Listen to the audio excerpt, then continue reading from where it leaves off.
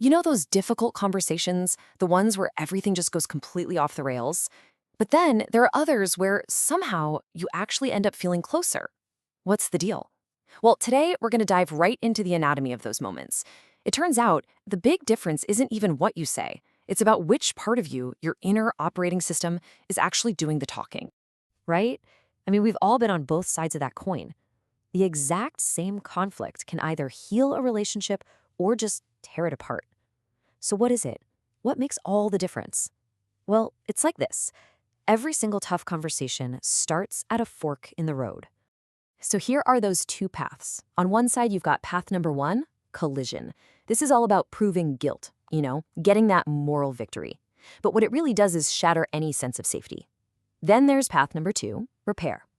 This one's about seeking a real connection, finding some alignment. And that's how you actually build trust. We're going to break down both of these, and we'll start with the one that's probably a little too familiar for most of us. All right, let's jump into path number one, the anatomy of a collision. This is all about how conversations can get, well, weaponized. So it all kicks off inside your head with what our source calls an inner storm. This is when your brain's old school survival programs, the saboteurs, they just hijack the cockpit. You've got the judge in there looking for someone to blame. The victim is just replaying the hurt over and over. The controller is desperate for a confession. And the hyperachiever, oh, they just have to win the argument no matter what. And your wise, calm self, yeah, it's completely drowned out. And this is what it sounds like inside your head when those saboteurs are in charge. You hear that shift? The goal isn't about connecting or repairing anymore. Nope, it's become a reckoning. It's all about making the other person see, forcing them to acknowledge it, to pay back some kind of emotional debt. And here's the real turning point. That raw, unprocessed pain you're feeling, it's no longer a vulnerability you're sharing. Instead, it gets sharpened into a weapon. It becomes Exhibit A in the case to prove the other person's guilt. And you can totally hear this weaponized pain in the language that comes out. It's just full of these absolutes, right? You always, you never. It's like you're stacking up every single past wrong as evidence for your case. And it's all drenched in this heavy moral judgment. Let's be real, this isn't a dialogue. It's a prosecution. So the outcome here is, well, it's pretty much guaranteed. An attack like that is going to instantly activate the other person's saboteurs. Their defenses shoot right up. They either counterattack or they just shut down completely.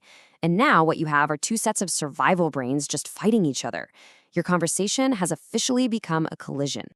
Okay, but thankfully that is not the only option. There's another way. So let's explore path number two, the anatomy of repair. And this one is all about learning how to speak from your wisdom, not from your wounds. This path also starts inside. But instead of that inner storm, there's a sense of calm. This is what happens when the sage, that's the wise, grounded part of you, is in the lead. See, the sage operates with real empathy.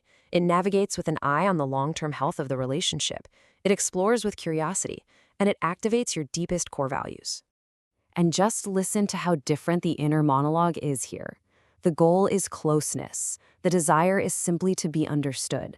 It's a total reframe from the saboteur's desperate need for a win. Critically, your own worth isn't tied up in how they respond. And this is the other key transformation. Remember how pain became a weapon before? Well, on this path, pain becomes an invitation. It's something you share as a personal experience, inviting the other person into a dialogue about your inner world, instead of forcing them to carry the burden of your pain. And of course, the language completely reflects this shift. It's all about ownership, saying, I felt instead of you made me feel. It's about naming the actual emotions, like when that happened, I felt unseen. And it totally opens the door for partnership with phrases like, help me understand your side, and our relationship really matters to me. So what's the likely outcome here? Look, even if their apology is a bit clumsy or they don't fully get it, the result is still relief. Relief because you spoke your truth, you walk away with self-respect because you showed up as your best self, and more often than not, you actually end up creating a stronger, more honest connection. Okay, so we've seen the two paths. Now, let's put the leaders of these paths, the saboteur and the sage, right next to each other. Because think about it. The situation, the pain, the people involved, none of that changes. The only variable that changes is who is in control of your inner cockpit. When you put them side by side like this, the difference is just stark. A saboteur-led conversation is all about the past. Its goal is a moral victory. The energy is tense and aggressive, and the question is, will you just admit it? But a sage-led conversation? That's about the future. The energy is grounded and open, and the core question becomes, okay, so how do we move forward from here together? Okay, so this all sounds great, but how do you actually know who's in charge of your cockpit before you open your mouth? Well, it all boils down to a super simple one-question self-check. This is the ultimate litmus test. Here it is. This is the question. Before you say anything, just pause and ask yourself this. If they don't apologize, if they don't agree with me, or if they don't change at all, will I still respect how I showed up in this conversation? Just let that sink in for a moment. The answer to that one question tells you everything you need to know. If it's a genuine, solid yes, then your sage is in the lead. Your self-worth is intact, it's internal, you're good to go.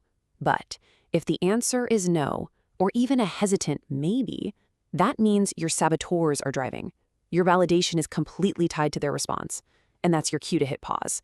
The conversation you really need to have right now is with yourself first. And this really brings us to the heart of what true, lasting repair is all about.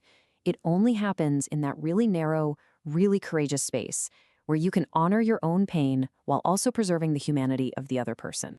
Because ultimately, that is the difference. It's the difference between speaking from your wounds and speaking from your wisdom. Are you demanding that someone else heal your wounds for you, or are you inviting connection and creating that healing for yourself? It's a choice. And it's a choice that can change absolutely everything.